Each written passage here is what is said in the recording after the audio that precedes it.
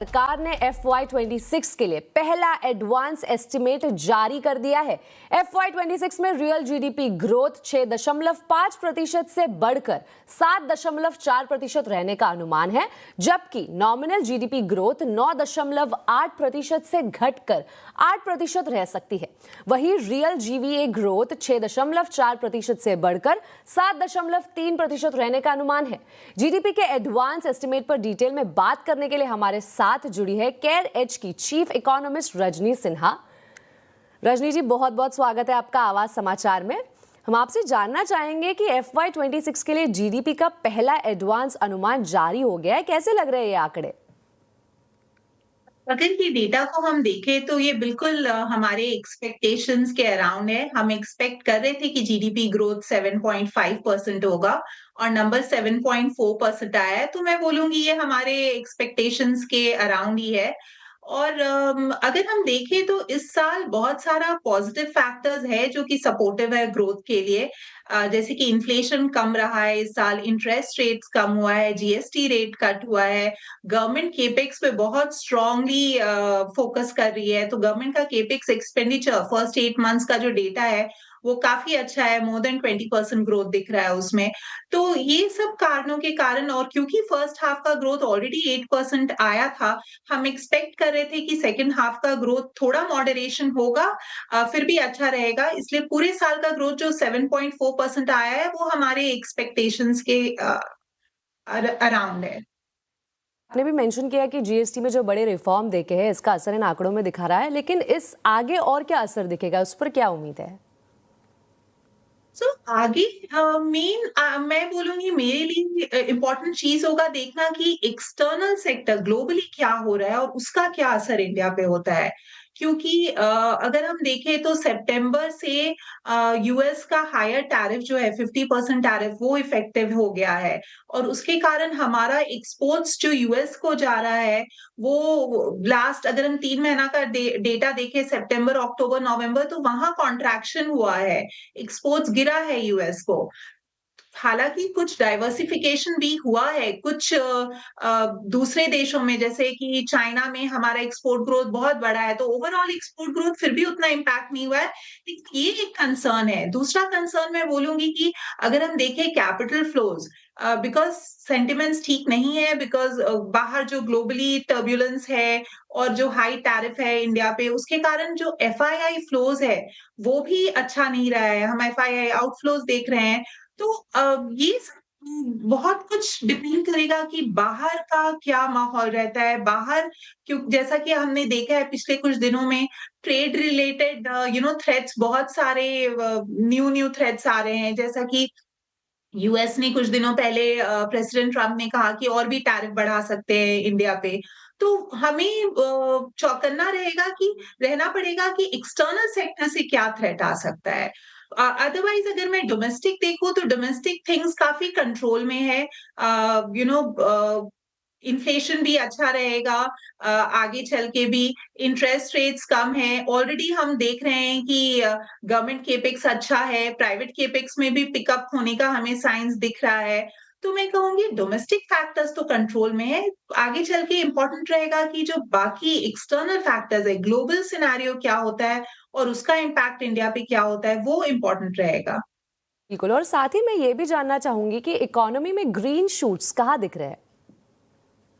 तो सबसे पहले कंजम्पशन ये जो जीएसटी रैशनलाइजेशन हुआ है, इनकम टैक्स कट हुआ है, इन्फ्लेशन कम रहा है, तो कंजम्पशन मोमेंटम हमें दिख रहा है। इनफैक्ट मुझे जीडीपी डेटा में सरप्राइजिंग लगा कि ये जो जीडीपी डेटा आया है कंजम्पशन इन्वेस्टमेंट का ब्रेकअप, तो उसमें दिख रहा है कि कंजम्पशन सेकंड हाफ में थोड़ा मॉडरेट होगा।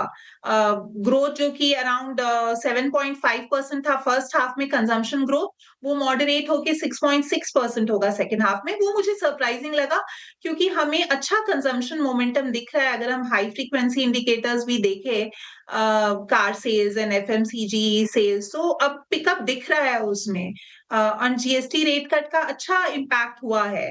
सो वहाँ दिख रहा है। अगर दूसरा मैं देखूँ इन्वेस्टमेंट साइड में भी अगर हम देखें, तो जैसा कि मैंने कहा गवर्नमेंट तो कर रहा है केपेक्स, लेकिन मेन इश्यू था कि प्राइवेट सेक्टर केपेक्स उनका कब केपेक्स इम्प्रूव होगा।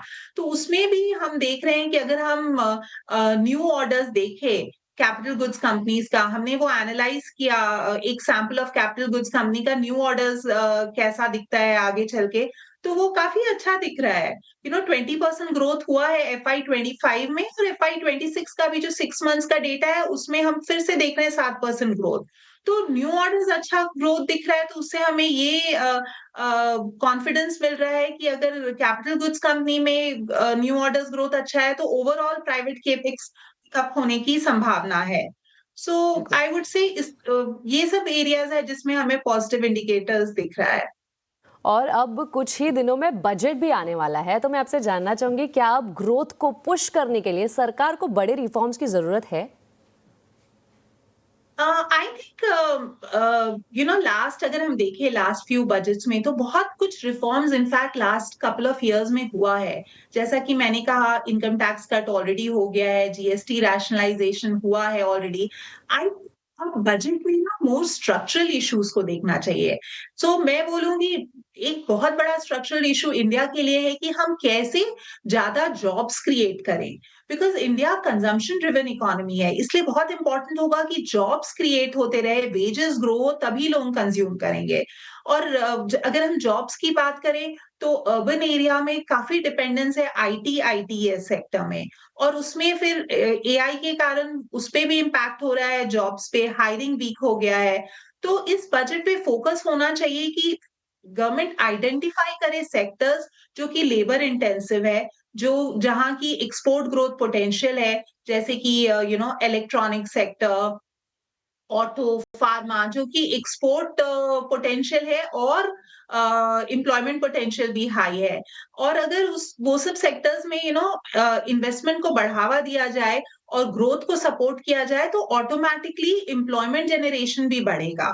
और उसके साथ-साथ अगर हम देखें तो सर्विसेज सेक्टर, ये तो मैंने मैन्युफैक्चरिंग का बात किया, बट सर्विसेज सेक्टर इंडिया का अच्छा कर रहा है। और ग्लोबली अगर हम देखें तो सर्विसेज एक्सपोर्ट, जबकि गुड्स एक्सपोर्ट नेगेटिवली इम्पैक्ट हुआ है बाहर के ये सब जो भी प्रॉब्लम्स हो रहा है ग्लोबली उसके कारण, बट सर्विसेज एक्सपोर्ट्स अभी भी अच्छा ग्रोथ रिकॉर्ड कर रहा है। तो अगर सर्विसेज पे हमारा फोकस कंटिन्यू होना चाहिए, not just IT ITS but something like health care, वो भी काफी उसका एम्प्लॉयमेंट इलास्टिसिटी बहुत हाई है उस सेक्टर का। तो वो सब पे अगर हम फोकस करेंगे, सेक्टर्स जिसका एम्प्लॉयमेंट इलास्टिसिटी हाई है, जिससे एम्प्लॉयमेंट बढ़े, तो वो अच्छा रहेगा। दूसरा मैं कहूँगी बजट को थोड़ा लॉन्ग टर्म ग्रोथ ख्याल रखते हुए उसे रिसर्च, आर-एन-डी और इनोवेशन पे भी फोकस करना चाहिए। अभी इंडिया में अगर हम देखें आर-एन-डी स्पेंडिंग काफी लो है एट 0.7% ऑफ जीडीपी, जबकि इनोवेशन लेड इकोनॉमीज में ये रेशियो अराउंड 2.5 टू 3% है। सो इंडिया को एकदम कंसर्टेड वे में, फोकस्ड वे में आर-एन-डी और इनोवेशन पे फोकस करना चाहिए, तभी हम हाई ग्रोथ सस्टेन बेसिस पे हम रिकॉर्ड कर पाएंगे। बिकॉज अब क्योंकि ये अच्छा मौका है, जब जब डोमेस्टिक फंडामेंटल्स ठीक है, तो ये अच्छा मौका है कि गवर्नमेंट फोकस करे कि क्या स्टेप्स लिया जाए जिसके कारण हाई ग्रोथ मेंटेन हो पाए, not just next year but आगे चल के 5-10 साल तक। तो उसके लिए इम्पोर्टेंट है कि something like R&D and innovation, जो कि इंडिया का ग्रोथ ट्रेजेक्टरी को एक हायर लेवल पे पहुंचा सके। रजनी जी, आपका बहुत बहुत शुक्रिया हमारे साथ जुड़ने के लिए और इस पूरी जानकारी के लिए।